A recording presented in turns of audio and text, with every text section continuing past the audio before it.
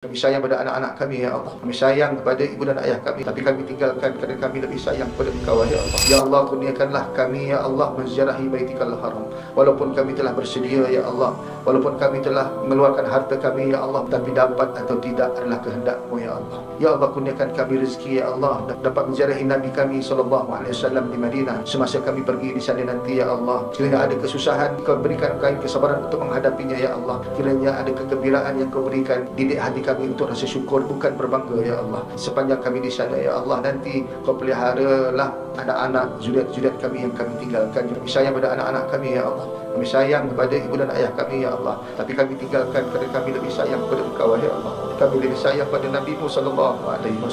Berikan kami halawatul iman, sehingga kami lebih rasa sayang Engkau, ya Allah, dengan Nabi-Mu lebih dari segala-galanya, ya Allah.